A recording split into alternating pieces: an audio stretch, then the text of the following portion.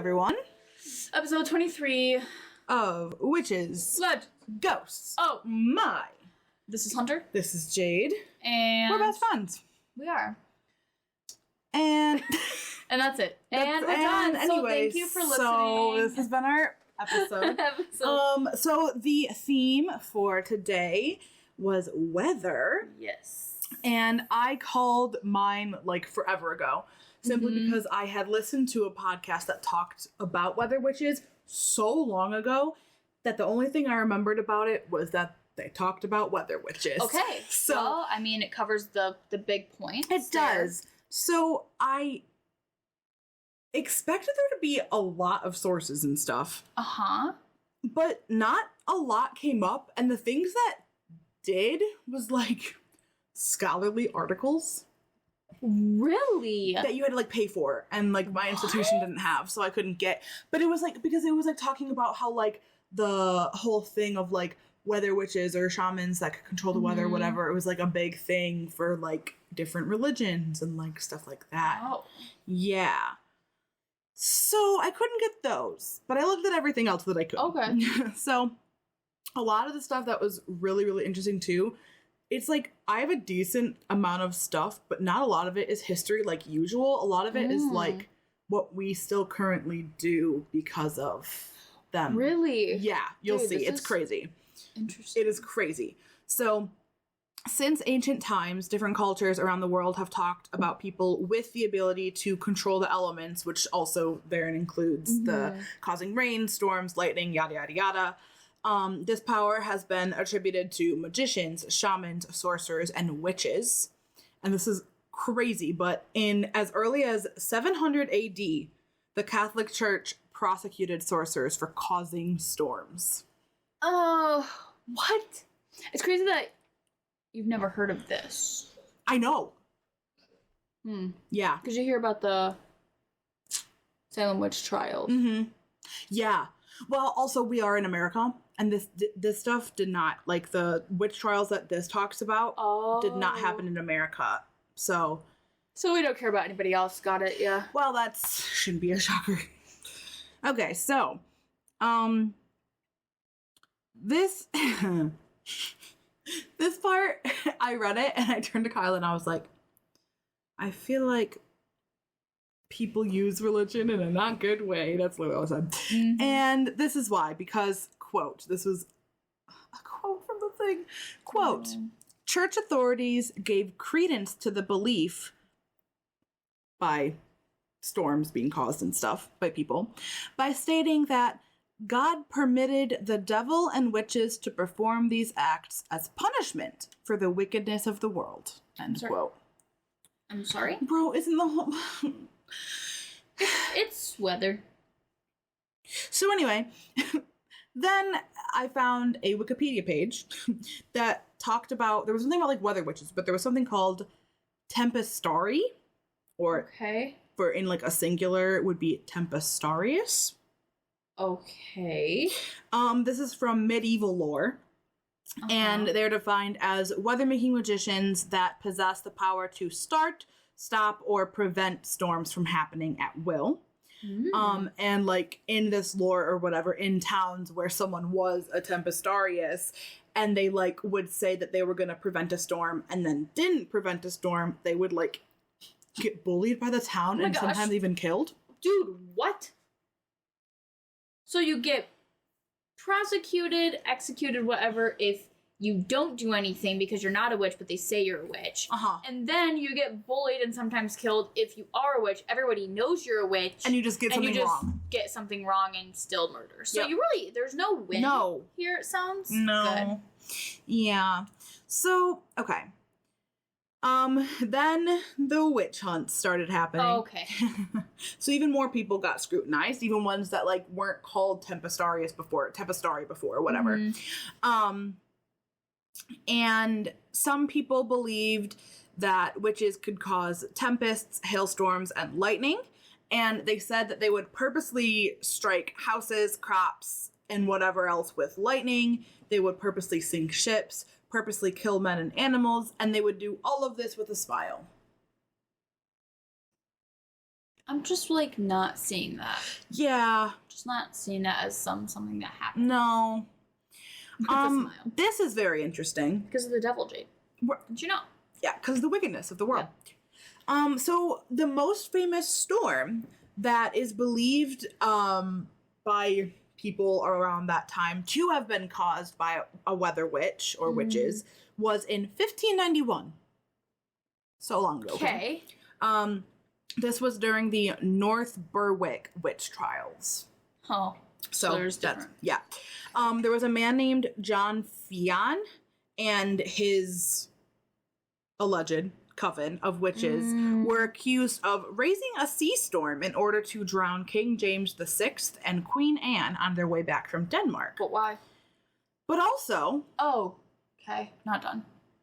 They didn't die in a storm. What? What? They, like, a storm happened, I guess, on their way back from Denmark, and these people were accused of causing that storm to try and drown them, but they didn't. But guys, they didn't drown. They were fine. They died of, like, illnesses separately in their own beds, like, later, at a later point. Like, they didn't even die from that. Attempted murder. Yeah. So, I don't know, man. People are weird. But, in general, the general consensus about this power is that it is very dangerous to wield, and you have to be, like, very masterful in witchcraft to be able to, like, actually do it, because if you don't, it's really easy to lose control of the storm and, like, just, like, kill people. Even yourself could get swept up in it, and you could die as well, so, you know, not good. Yes. And this was really interesting. This is, like, the super, super, super interesting stuff that I really liked. So, in a broader term, like going from weather witches to just weather magic, it also includes divination and forecasting, not just controlling weather. So it's like includes more people. So here are a couple different things that weather magic would be. So using dowsing rods on pieces of land in order to find sources of water. Okay. Doing fertility rituals for a season of good harvest. Have you ever heard the term red sky at night, sailors delight, red sky in the morning, sailors take warning? Yes. So that is like another weather magic forecasting whatever thing. But did you know that it originated from the Bible? What? Because I didn't. It was from the book of Matthew. Quote, "He answered and said unto them, when it is evening, they say there will be fair weather, for the sky is red. And in the morning, there will be foul weather today, for the sky is red and lowering." End quote. So it talks about it in there, but then also there's actually a scientific explanation for the fact that this is accurate. So the reason why, whatever, like how if it's red in the morning, it's like not as good. It's because of how dust particles like in the atmosphere move across the sky depending on if there's like bad or good weather or like different kinds of winds, and so it makes the sun look different. Or like, you know, like have you ever noticed that during sunrises and sunsets the sun looks like way bigger on the horizon than like when it's noon and it's straight up in the sky? It's because it has to go through much more of the atmosphere, so it has to cross through a lot of particles, so it like blows it up. So that is really, it has to do kind of with that kind of stuff. That's I feel like I learned that about the sun like a really long time ago. We learned it in physics. Totally forgot about it. Yeah. Oh, gotta love physics, man. So listen, I loved our teacher, Mr. Swirkos. If you're out there, if you're listening, you're not. You're not. But you were the reason we did okay in physics. Dude. Truly, I did physics after the fact, like in college, and I don't know how I passed. Like honestly, it was awful. It's because we had the maps, right? Weren't they called the maps? Yes. Oh my maps. God. Hated them, but they were so. I like almost reached out to him, but he at that point had retired. Oh yeah. But like I almost wanted to reach out to him at one point. It would have made his goddamn day. I know, but like I didn't know if he still had his email, and there's no other way I could have reached out to him because he had retired like right after us.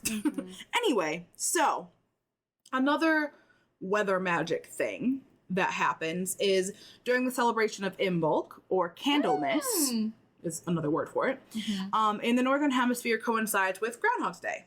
Okay? Okay. And you know how we do the whole seeing the shadow of the groundhog determines the winter, whatever, blah, blah, blah. Yeah. This actually goes with stuff from old folk traditional stuff in England. So it says that if weather is fine on Candlemas, then they're in for a cold and stormy weather for the rest of winter. But if it's like bad, then it'll be better weather. And then Scotland's Highlanders had a tradition where they would hit the ground with sticks until a serpent came out.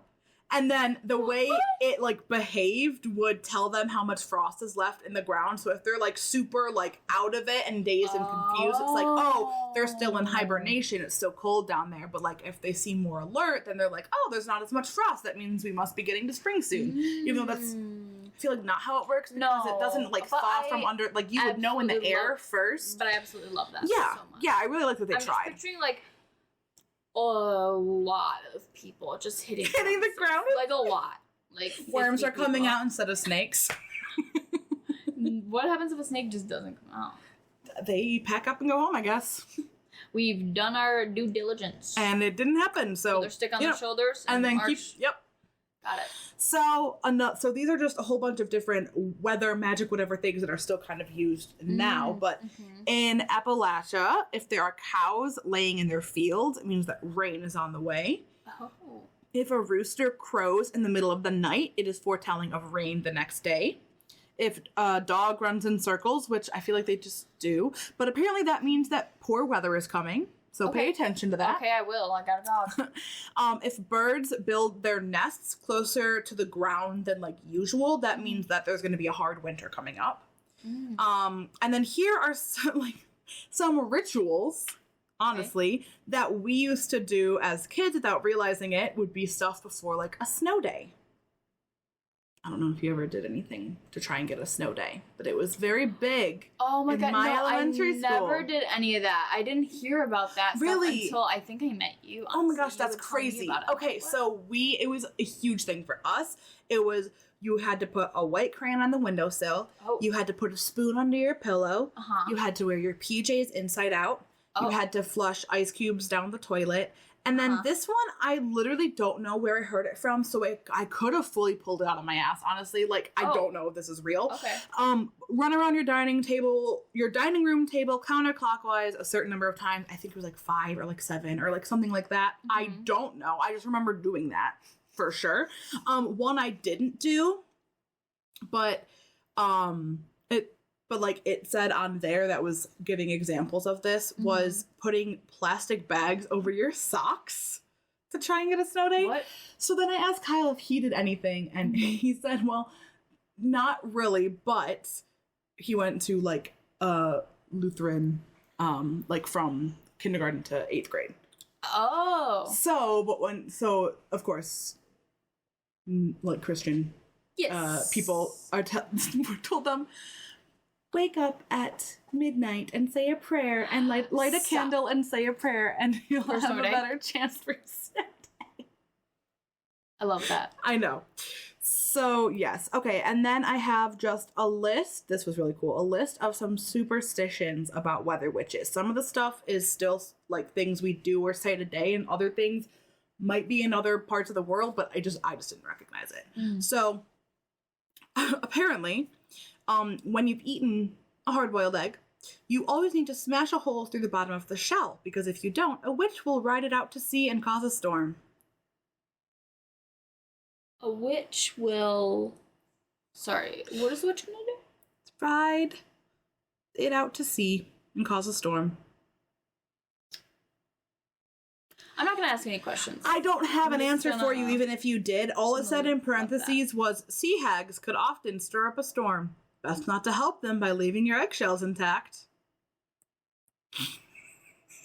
I'm so sorry. I don't know what that means. I don't know what that means. I like witches are just like, oh, that's a whole eggshell. I gotta go cause a storm. Like, what are they using it for? Who knows?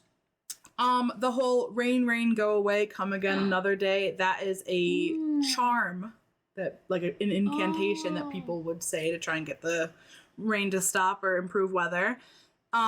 This was interesting. If you pull a face in the wind, it'll stick. So if you like make a face in the wind, it's gonna like make your face stay like that. Mm-hmm.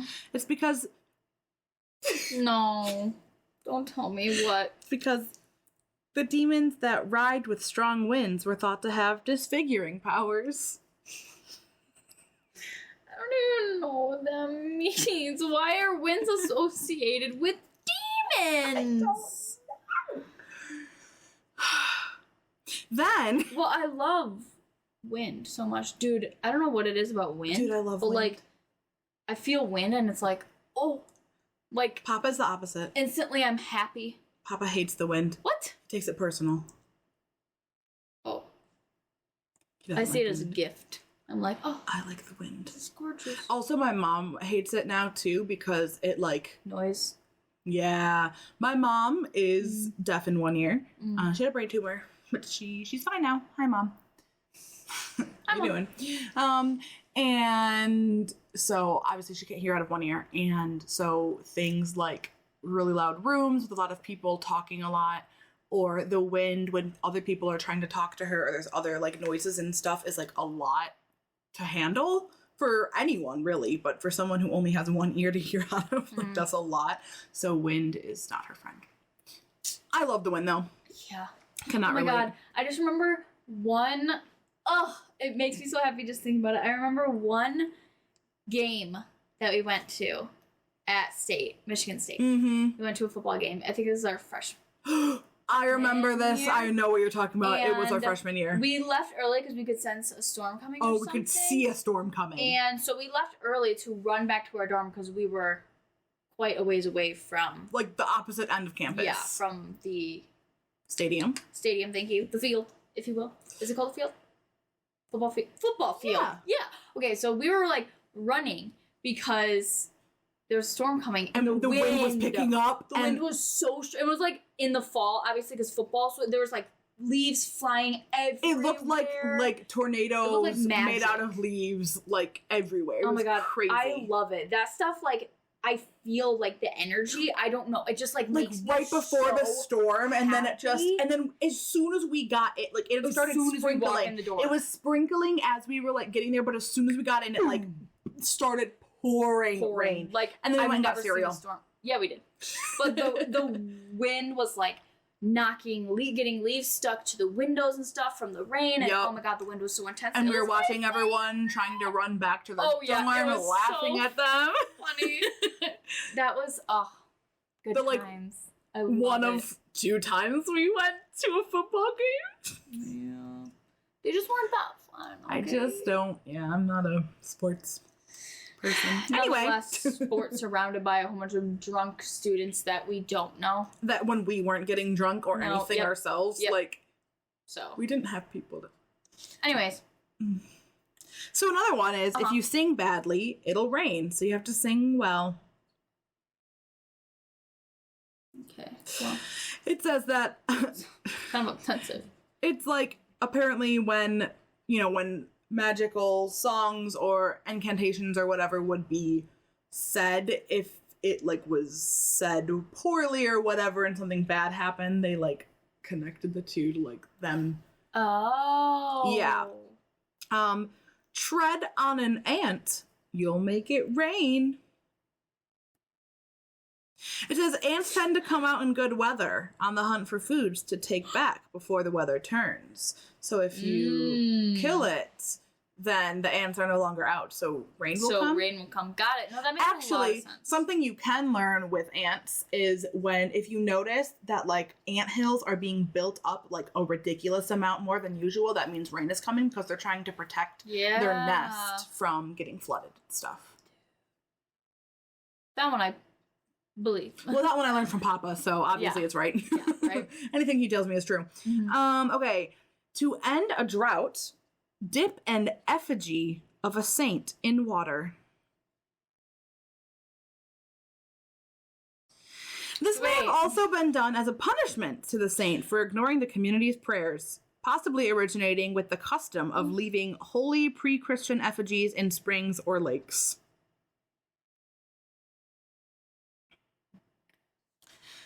What? Ring bells during a gale to scare the demons away. What's a gale? A storm coming off of the I knew that. water. Yes, I explained that in another one. This is because church bells were often rung during a storm to frighten evil sources. And then another one is gales. Gales come to take a great spirit away. Some people believe that this is that. Some people believe this is the devil coming to claim a soul. What is with? But this superstition is likely to have origins of legends from like witch hunts and everything like that. What is with weather and people thinking because the weather is bad and the devil is bad, so they're both bad. I don't know that I agree with that because it didn't feel bad when that wind gave me energy, gave me like a boost. Yeah. So that's what I have for weather witches. I would like to be a weather witch. That'd be really cool. I used to think I could control weather. Oh. I'd be like, wind, and I would like to do. But of course, I'd only do that like when it's windy. So I of course like just reaffirmed that you're like, wow, this is I'm really doing powerful. This. Oh my god. So what did you bring for us, Hunter? So I couldn't find anything specifically about weather. Okay. So I went like a different route. I love slightly the same, slightly similar to weather. I mean, so I'm going to be talking about the Sabbats, which is like kind of like weather. No way. Yeah. So I have a quote here from Tell me. an article, and it says, "The course of a year sees the passing of the seasons marked by changes in weather." There's where the weather comes in. The hours of daylight and consequently vegetation and soil fertility. Makes sense. Yep. So that's like where the weather comes in. If you don't know, Sabbats are like pagan holidays, almost. Festivals. Yeah, festivals is a really good word. Pagan, yeah. Which is crazy because mine actually mentioned one, so that's. I know when you said that I was like, dude, that's crazy. What? So modern pagans celebrate an annual cycle, and basically it's just like important changes in nature, like in terms of the seasons and weather. And they celebrate festivals, and they call those Sabbats. The word Sabbats, oh my god, please make me pronounce this word correctly. The word Sabbat comes from the French word, yeah. It's like Ebertra or something. Wow. Which means frolic. Basically, the word Sabbat comes from a French word that means frolic. And that, like, describes like what would have taken place during the festivals. Frolicking. So a lot of people call this the wheel of the year. Yep, makes sense because it looks like a wheel. While modern Sabbat observances and festivities are inspired by the festivals of like the ancestors, I guess, they're not like exactly like what they celebrated, I guess. Like actually like there's like little known about like the religious beliefs and rituals of like people who did this stuff. So a lot of it is more modern, actually. Okay. Interesting. And it's interesting because some of these festivals were incorporated by the church into Christian observances. Because they wanted to like convince pagans to believe in Christianity. So they're like, oh, we have that too. We're just like you. No, that literally was part of what mine had talked about though at the end where it said like church bells would like whatever, because they had like remedies for the weather witches and stuff like that, and like how they thought that bad spirits would bring all the bad weather. They had certain noises and stuff that would like scare them away, and so then the church was like, we'll use our church bells to scare them away. That does the same thing. I love that the Christians are taking things from everyone else and making it their own. We're unique. And then everyone says that it's Christianity is the one and only. Yep, no, they're the beginning. Please. So the wheel of the year includes 8 Sabbats, and the wheel is usually depicted with an image or like a carving that includes the Sabbat name and dates, as well as like the seasonal changes. So, question. Are they on certain like dates every year, or when a certain weather event or like something happens? They're typically on the same, like, some of them are on the same day every year, and then some of them are, like, a range of dates, like, from this day to this day. Okay. And so, like, normally it, like, falls between that or goes that for the whole time. Yeah. Okay. So for some witches, the year begins and ends with Samhain, and then for others, especially green witches, it begins in the very earliest spring with Imbolc, and then ends with Yule. So okay, so that's like kind of how we view the calendar year. Yeah, okay. I would say that's more like us, but I know that Samhain is like huge for pagans. Yeah. So then some pagan traditions celebrate 8 Sabbats, like all 8. Okay. And there's 4 greater Sabbats and 4 lesser Sabbats. Okay. And so then some people might only observe the 4 greater Sabbats and not celebrate the other 4. Are there ever any that only do the minor and not the major? No. Don't think so. Not that. Maybe we should. We'll start our own coven that only does the Oh yeah, the minor ones. Only the lesser. The lesser Sabbats. The lesser Sabbats. Lesser Sabbats. So the greater Sabbats are Imbolc, Beltane. Let me make sure I pronounce this right. Imbolc, Beltane, and Lunasa, or Lammas. It's also pronounced Lammas. And Samhain. So those are the 4 greater Sabbats. Okay. And they coincide with the Earth's agricultural cycles. Okay. And then the lesser Sabbats, Ostara, Litha, Mabon, and Yule. Okay. And those are about the sun's position in the sky. So they take place on the 2 solstices and the 2 equinox. Okay. And then far, far less common, there's the 2 major Sabbats. Which is less common than the... This is less common that pagans only celebrate the 2.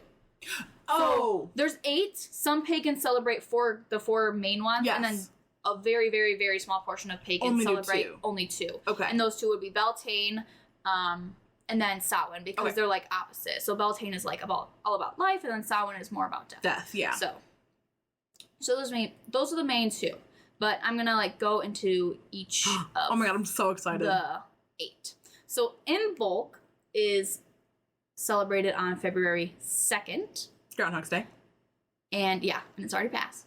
Which is approximately halfway between the winter solstice and the spring equinox. I did not know that. Yeah. So I guess not much is known about what this day was like. About? Like, there's not a lot of history known about this, but I guess the word Imbolc comes from an Irish word that means in the belly, and it is historically referred to the beginning of lambing season in early spring, which would have been cause for celebration, I guess. Okay. So, lambs? I don't know. And then Imbolc is also sometimes called, what is it? It's sometimes called, like, Brigid Day or something. Okay. And Brigid, the Celtic goddess, is also known as Bride or Bridget or Brigid. Yes. And I guess she's widely recognized as the like deity of Imbolc. Not a lot of people know how this connection is made, but people think that her manifestation of the maiden aspect of a goddess, so she's associated with change, childbirth, fertility, fire, healing, renewal, and transformation. And so like the whole like lamb thing and like change, childbirth, Bridget. In the Mystic Sisters deck that I have, I'm pretty sure she's in there. Oh, I'm sure she is. Yeah. Yeah, so I don't know, Brigid Day? So I also, on this website, it had like, because each of the Sabbats have different like colors, scents, oh my god, elements. That's so cool. What? Like they have so many different things associated with each one. So I only like picked 2 things. So I have the magical and spiritual intentions of each Sabbat, and then the crystals and stones that are associated with each Sabbat. Okay. Yeah. So I figured those are like the best 2. Yeah. I was debating like, do I do like smells, like essential oils or whatever? I was like, no, I'll do stones instead. Because I don't want to do too much because there's 8 to get through. So with Imbolc, the magical and spiritual intentions are beginning, change, childbirth, cleansing, clearing, dispelling, fertility, hope, new beginnings, patience, positive habit forming, pregnancy, Purification, renewal, transition, and transformation. So, a lot of change, basically. Yeah. And then the crystals and stones associated with Brigidae is amethyst, ametrine, bloodstone, moonstone, onyx, turquoise, and violet flame opal, which... Sorry, that sounds I don't amazing. think I've ever seen that, but it sounds pretty. Gorgeous. It's probably the orange. What is it? Red opal. What is it called? It is called violet flame opal. So, that's in bulk. The next is Ostara. Okay. Ostara. I thought it was Ostara. Ostara. Whatever. O-S-T-A-R-A? Yeah. Ostara. Ostara. Ostara. Ostara. Oh. Stara. Oh? Ostara. An equinox. I didn't know what an equinox was, if I'm being completely honest. An equinox is one of 2 days during the solar year when the sun crosses Earth's equator, resulting in both day and night, light and dark, being approximately equal. Yes. So Ostara occurs annually between March 20th and March 23rd, and it occurs during the vernal or spring equinox. We're almost there. I know. I was going to say we're almost there, you guys. Well, when this goes out, we'll be like a week past, I think. So then the next one will have to be Beltane. That we celebrate. That we celebrate. Ostara is one of the lesser Sabbats. Okay. And basically they are celebrating Earth's like evident return to life. Which kind of makes sense because like I like we're not that. because the next one occurs in May. The next Sabbat occurs in May, which is almost like I know it's supposed to be like spring, but it's like really close to like summer at that point. Yeah. So March is kind of like hopefully the transition period to life. We'll see. We'll see about that. I don't know, guys. We're in Michigan, and you just never know with Michigan. You never know. I don't know. There's still a lot of snow out there, so probably not. Yeah. The name Ostara originates from an ancient Germanic goddess, which I think it's pronounced like Easter. So she's associated with eggs, fertility, hares, rabbits, and the spring season in Germany. And despite why... the being origin of the name Easter, the goddess Ostara is not associated with Jesus Christ or anything. So they took that again. That with the eggs and That's one of the things they took. The eggs and the rabbits they made it their own. Isn't it Easter supposed to be like? No, it's not. Wait, is Easter like when he comes back? Yes. Or something? When he was killed and then Which comes is back. funny. He gets killed on the Friday and then comes back on the Sunday. Yeah, which is funny because like Easter, the whole eggs thing, and she's associated with eggs fertility, like dying and birth. And also, there's like, that is a 3-day thing, and it's Jesus died and in 3 days rose again. So anyways, the Christians plagiarized. The magical and spiritual intentions of Ostara are balance, which I love the word balance. I don't know what it is. Dude, I've been having such like a strong emotion when I see that lately. When I see balance, I'm like, I love that word. Yes. I don't know what it is about that word. I love it. So balance, beginnings, centering. Another word I love. Change, cleansing, clearing, fertility, grounding, growth, hope, grounding, new beginnings, new love, purification, rebirth, and renewal. Duh. Crystals and stones are agates, aquamarine, bloodstone, moonstone. Bloodstone again. Rose quartz, and what is it? Peridot. I want to pronounce it. I have both of those. People will understand either. I have in the promise ring. That's peridot. Oh, really? And then I have agate on this one. It's like a very light green. Oh, it is. Yeah, I've had that. Oh, I knew that. Anyway, so that's Ostara. So then the next Sabbat is Beltane. Yes. Which is also called May Day, which is funny. Like, Mayday. Mayday. But no, it's May Space Day. Okay. And it's one of the 4 greater Sabbats. Right. And it is observed on May 1st, which is approximately halfway between the spring equinox and the summer solstice. Okay. So all of they're all like equal distant. Yeah. So, okay. So, like, the lesser ones are on the equinoxes and whatever. I have a picture. And then the greater ones are in between those. Yeah, the lesser ones are like this. And the greater ones are like in between. I see. Okay. Yeah. So, historically, Beltane, which was spelled in a plethora of different ways. Oh, yes. Before it was spelled like Belfand. Yeah, no thank you. It was an ancient Celtic fire festival that celebrated summer's much anticipated arrival, as well as cattle's annual return to pasture. I guess the Celtic word for Beltane means blazing and fire, hence fire festival. Makes sense. So during ancient Beltane, the Druids would light 2 bonfires through which the Celts would like drive their cattle through. So like a little gate before putting them out to pasture, and they believed that this would like protect the herd from disease. And then afterwards, they would extinguish the fires and relight them with flames from the ritual fires, symbolizing the return of the light halfway through the year. I don't know. I love the thought of like these 2 fires, and people are like trying to usher the cattle through it. Like, what if the cattle like swerve? Yeah. Like, a couple of them are like, no, thank you. No, I'm gonna go around. And actually. those ones diseased. Dead. Bye. Can't The eat end. them. Wait, but you can't eat them if they're diseased. So they just like, Leave them, I guess. we should mark those ones. Don't want to eat. Don't eat those ones. In addition to incorporating the bonfires of like the ancient Beltane, some modern pagans honor the goddess Flora as the May Queen and would include her in their celebration. May Queen. I know the May Queen, right? As an icon of fertility, she is typically symbolized as a young woman dressed in loose white robes with flowers in her long flowing hair. Goals? Literally, I read that's that and what I I was like, want. Can I be the May Queen? I would.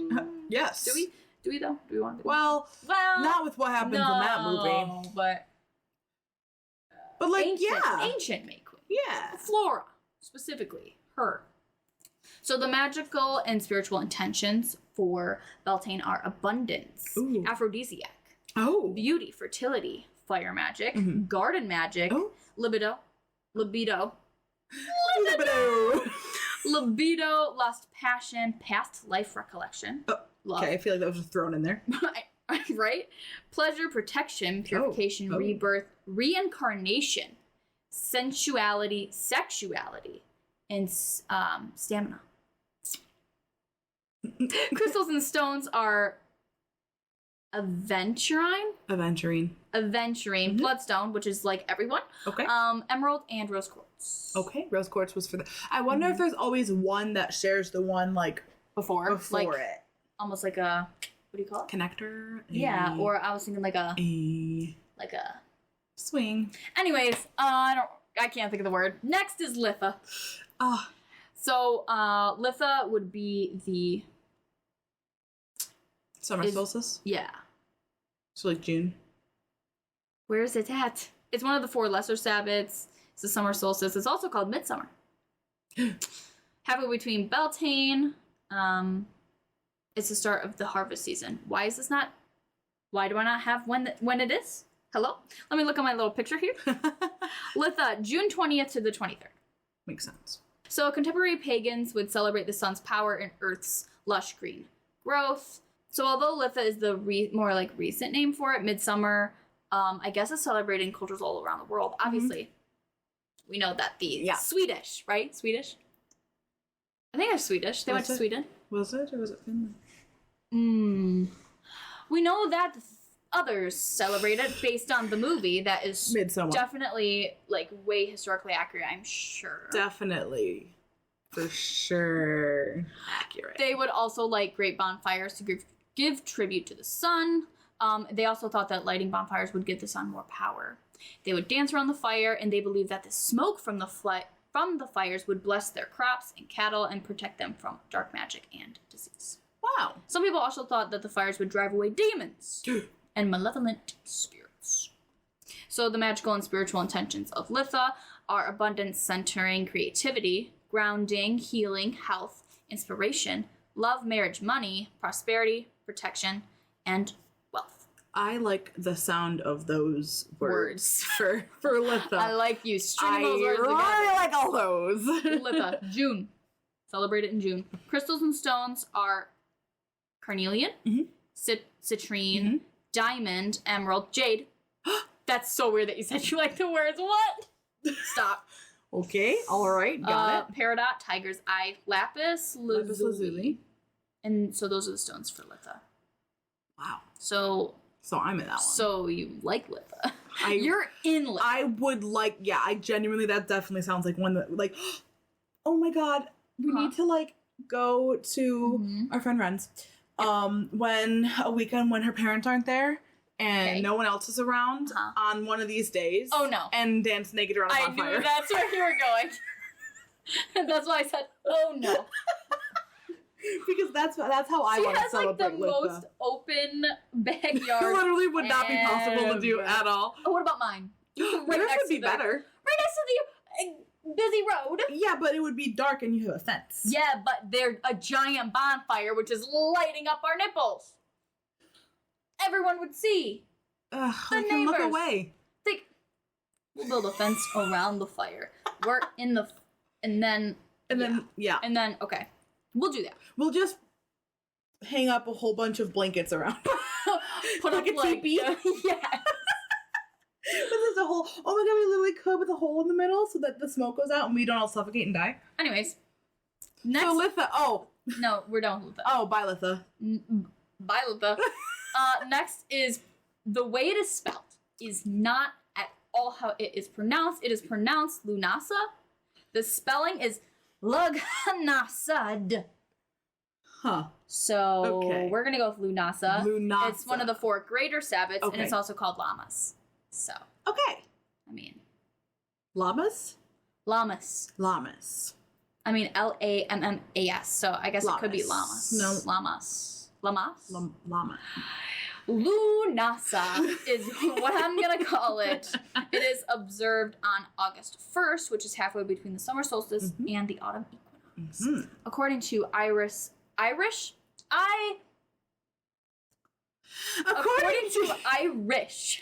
mythology, it was started by a warrior god, Lu, I think is how it's pronounced. Okay.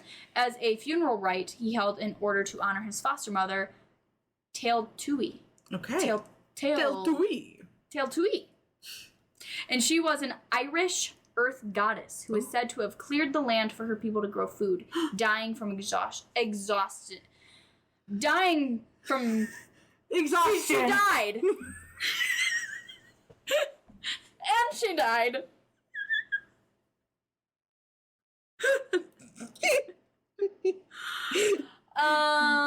So she died? So she's dead, and that is the start of it.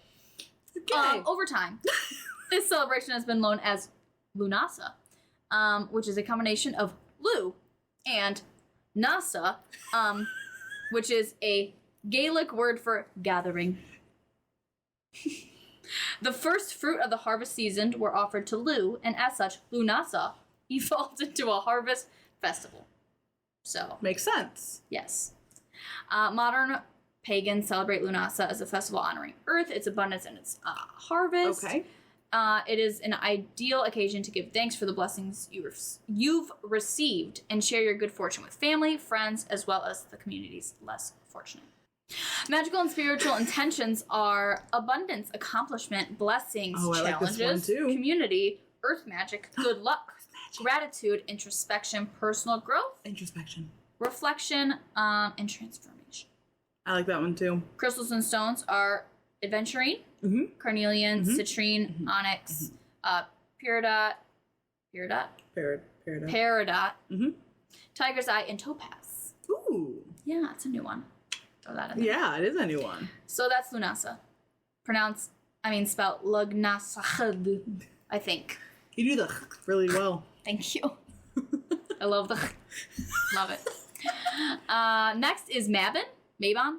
I pronounce it Mabon, so that's what it'll be. So that's what we're gonna call it. It is the fall equinox. So that normally falls between September 20th and 23rd. And it is one of the 4 lesser Sabbats. That's crazy. So contemporary pagans continue to celebrate the Earth's abundance and the resulting annual harvest, as well as the balance between day and night. And it is also known as the pagan Thanksgiving. Oh. Yeah. Interesting. September 20th to 23rd. I wonder... Anyways. So I guess Mabon is one of the newer contemporary pagan Sabbats. Oh. So it says, while ancient peoples celebrated the harvest at this time of the year, there's no historical record of a specific festival taking place during the autumn equinox. Okay. So it was just kind of like, they yeah. do it for everything else. Why not this one? Yeah, why not? So magical and spiritual intentions for this are abundance, accomplishments, afterlife, balance, centering, cleansing, death, dispelling, emotional healing, equality, focus, grief, grounding, harmony, honor, success, and wisdom. And the stones are amber, carnelian, citrine, hematite, peridot, and topaz. I like hematite. And I think... Guys, if you don't know, I call my grandma Hema, so that's Hema. funny. That's not why I call her that. No, But yes, it is just cool how it works because she's a rock nerd. Just true. Just like your family? Just like my whole family just and like fiancé everyone that we know? Yep. Yeah, got it. So we have two more Sabbats. The next is Samhain, which is pronounced Samhain. Spelled. Yes, it's spelled Samhain. Spelled Samhain, pronounced Samhain. And is one of the 4 greater Sabbats, and it's celebrated on October 31st. Yes. Which is approximately halfway between the autumn equinox and the winter solstice. Yes. For some people, Samhain, I think, like we mentioned at the beginning, is like the most important Sabbat. And I guess it's also considered the pagan New Year. That's really cool. I did not know that. Yeah, but I think that also coincides with the people, because I told you that some people celebrate from, from Imbolc to Yule. And then other people celebrate like just Samhain to the Samhain. beginning. Yeah. So that would make sense for those people, it being like the New Year. Yeah. It's starting. Yeah, definitely. This Sabbath represents the end of the harvest season. Makes it's sense. A time when the last of the earth's produce has been completely harvested and the earth is now preparing to go dormant for the dark half of the year. I like how that's worded. Right? Dormant. It's like poetic almost. It is. Very poetic. And also like preparing. Yes.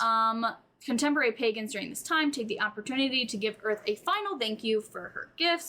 And it's also time for introspection, divination, and celebration, as well as to honor family, friends, and ancestors who have passed away. Oh my god, I love that so much. It's so cute. I know, right?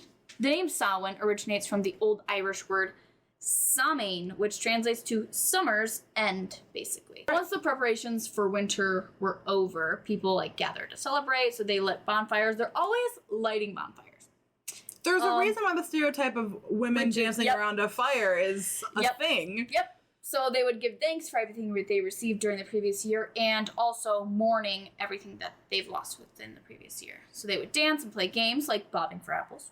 Divination for the upcoming year would also take place. And at the end of the festivities, people would light a branch or torch from the fire to light their home's hearth with. Yes. Yes, that's right. Like a little community. Take a piece of it with you home. Adorable. According to the Celts, death wasn't feared. It was just accepted as part of the circle of life. Right. Which we need to. God, want us to be. Yeah, I was please. They would scary. I know, right? They would encourage visits from departed spirits, and they would even set table places for them to feel. Stop. That's literally the cutest thing ever. I know. So they would accept spirits, but I guess when it came to fairies, it was a big no-no. Oh. So the Celts believed that the barrier between Earth and the fairy realm was also thinnest during this time of year, as the Dead?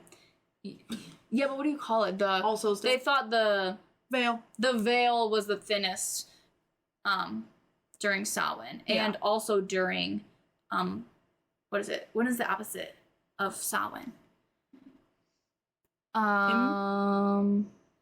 Samhain and Beltane. So Beltane, they also thought it was the thinnest because it's opposites. I don't know, but death isn't so much celebrated in Beltane that's at all. More of life. Yeah, it's more about life. But I just thought that was interesting. It is interesting. So, but they also thought that the veil between the Earth and the fairy realm was thinnest and allowed the Fae to easily cross over. But the people feared the fairies because they believed that they would spoil their stored food, kill livestock, and kill children.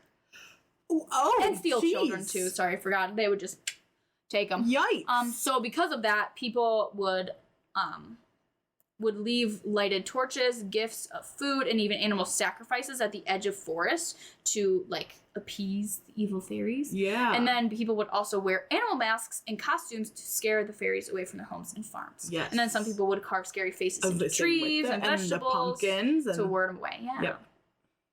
So the magical and spiritual intentions for this are ancestors, bad habit breaking, change, clarity, death, divination, endings, grief, grounding, honor, mourning, past life recollection, reincarnation, spirit communications, and like rebirth. And then the crystals and stones would be carnelian, jet.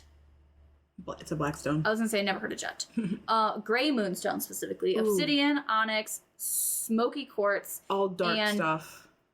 Tourmaline, but specifically black tourmaline. Black. Obviously. That makes sense. So all You're of like all of them seem they are all black. Yeah, all black stones. because it's like protection, right? I think black is it's pretty protection from like evil spirits and stuff. Well, same with candles too. People they would like black candles as like protection. So yep.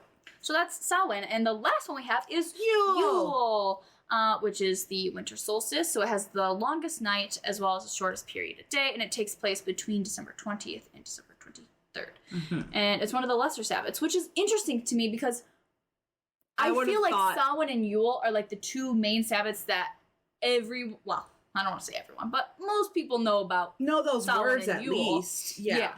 And the fact that only Samhain is like one of the major ones, and then Yule is like not a lesser one. And then the people that only celebrate the four major don't celebrate Yule is like crazy because that is definitely one that I would have thought would have been like a greater one for sure. Which is why when I read this, I was like, what? That's interesting. It's also called midwinter because it falls halfway between Samhain and Imbolc. So during Yule, contemporary pagans would celebrate the rebirth of sun as days will begin to grow longer again. Which I also find interesting just because like I don't know, I only associate Yule with Christmas just because it's like in the same month. Right. But I feel like Christmas is not about like rebirth and like all this new stuff. Christmas is, I mean, it's not, nobody like, I feel like most people don't. If you're not religious, Christmas is just like a thing. But Christmas feels like, the dead of winter, like, I don't know, Christmas midwinter. It feels like the midpoint of winter. Yes. But in terms of Yule, it's like, no, winter is like almost over. We're like looking forward to it ending, which is weird. Well, see, that I fully get that because anytime it's the winter solstice, I'm always so excited because it's like, finally after this, the days are finally going to be longer than the nights. When until that point, it would have been opposite. Yeah. Papa would always remind me, he's like, we're going to have like 12 hours and 1 minute of daylight today, or like something like that. That's so cute. It is very cute. Love them. Yule. I wanted to say Samhain. Yule is also a time to enjoy the company of family and friends, as well as for spiritual rebirth. Oh, I guess the name Yule derives from the ancient Norse festival Jule, named for the god Odin, who is also known as Julnir.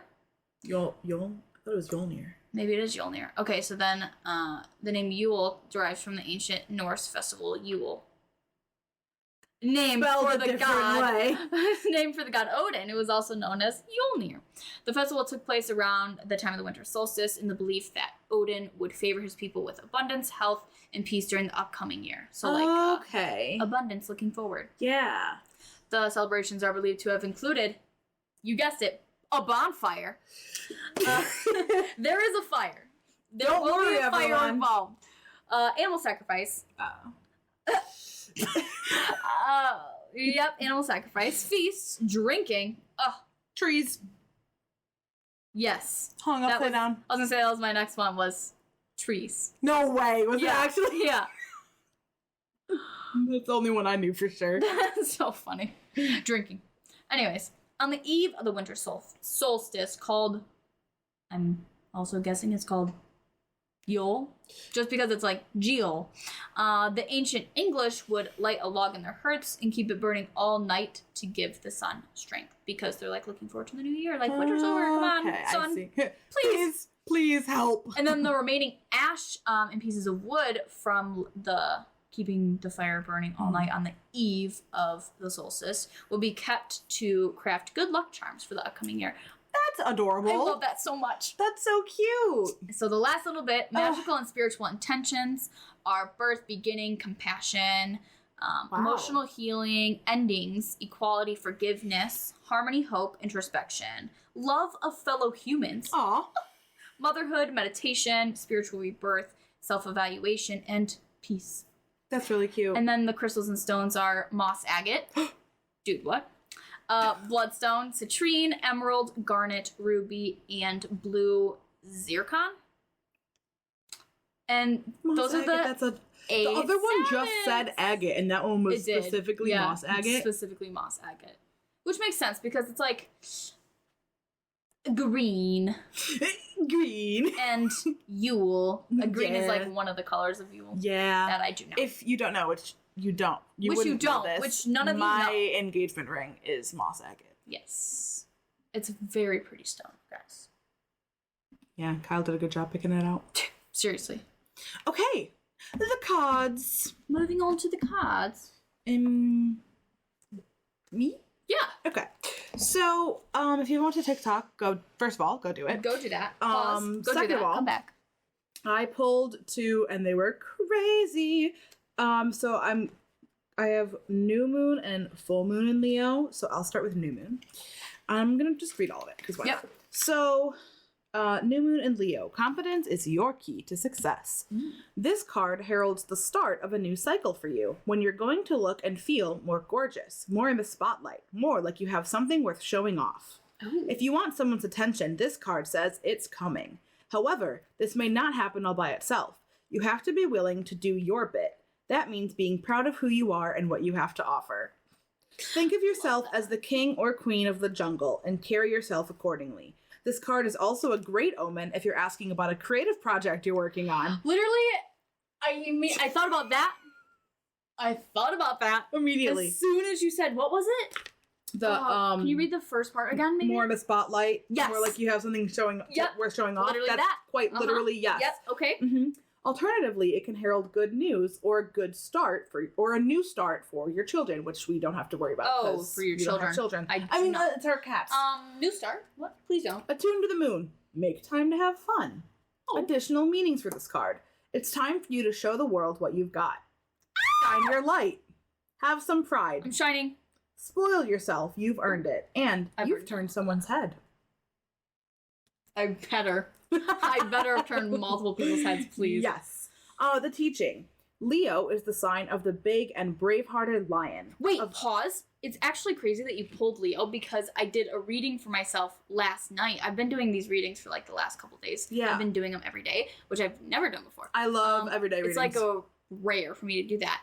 And one of the cards I pulled was Leo, and I've never seen the card Leo before, ever. It was from my astrology I know which one. Yep. Yeah.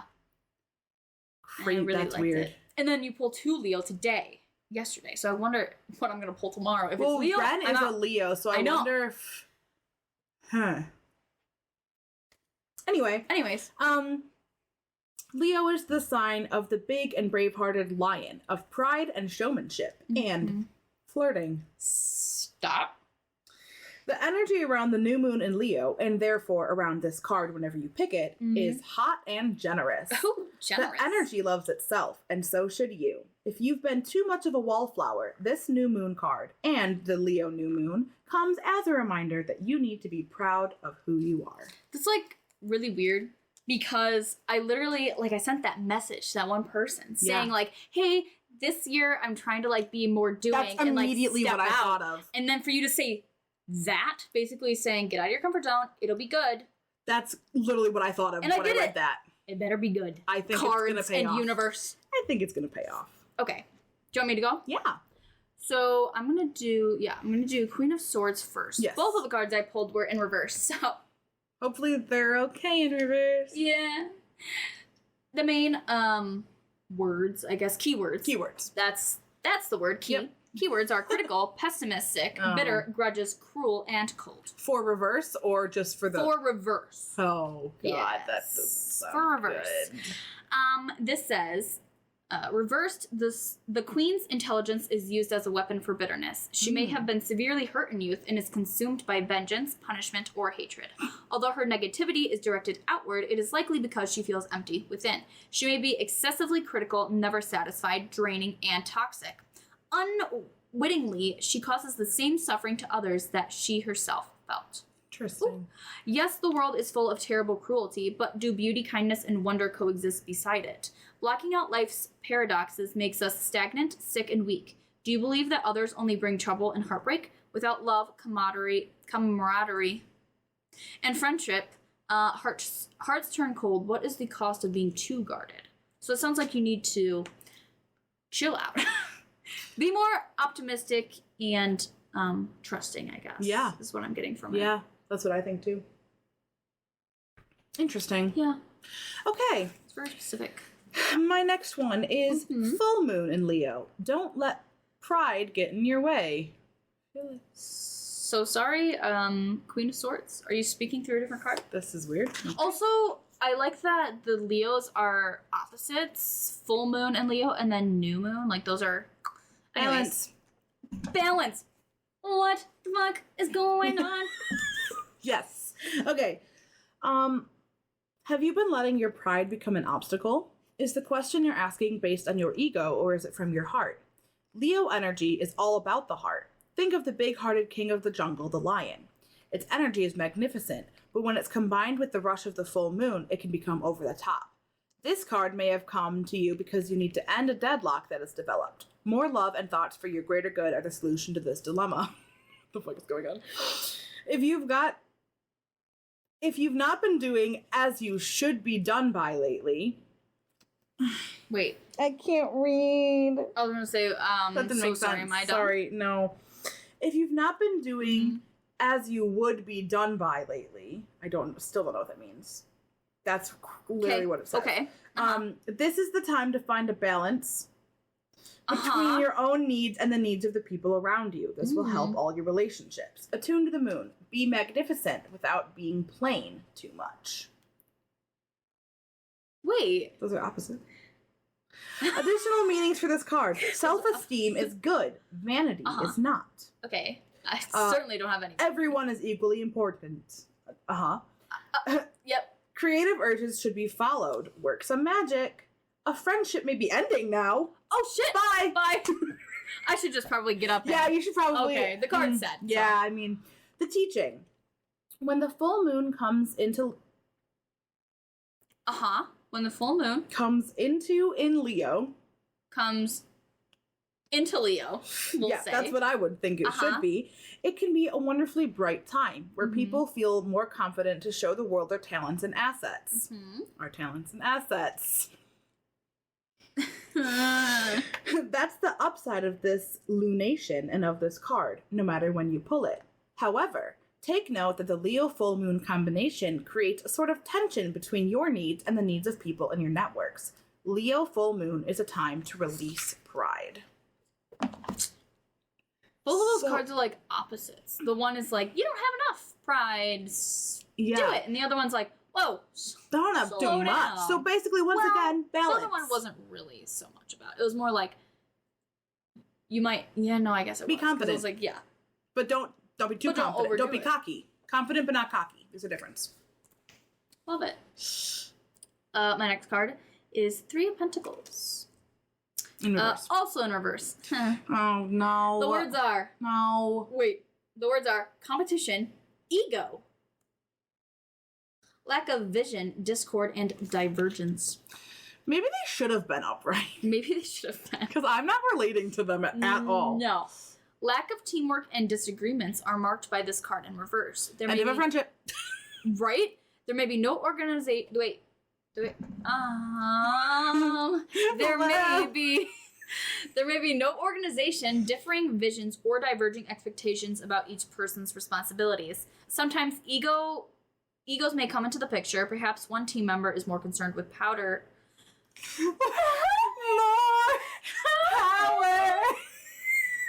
Sometimes egos may come into the picture. Perhaps one team member is more concerned with power and superiority than the project itself. This all can push the fool to work solo.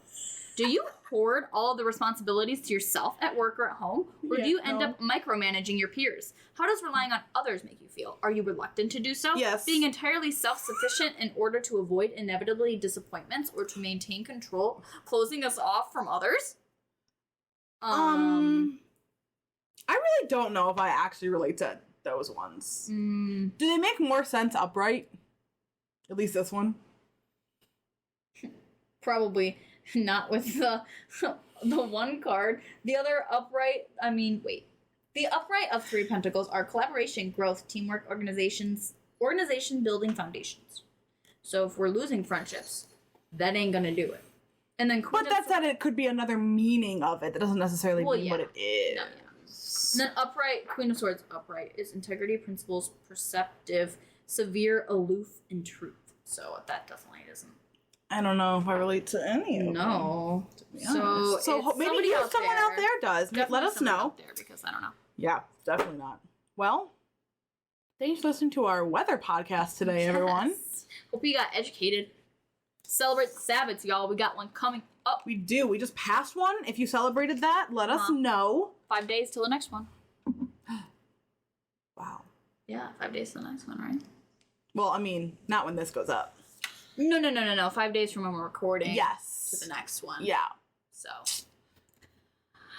Yep. Okay, so that's it. Okay. You can find us on TikTok, Facebook, Reddit, YouTube, Instagram, Twitter.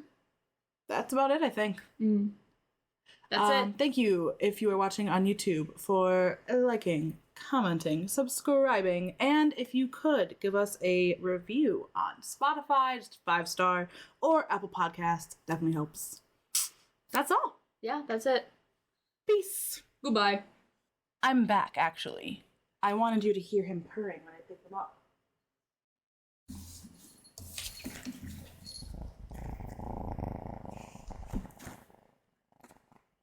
Can you? Ew. Okay, bye.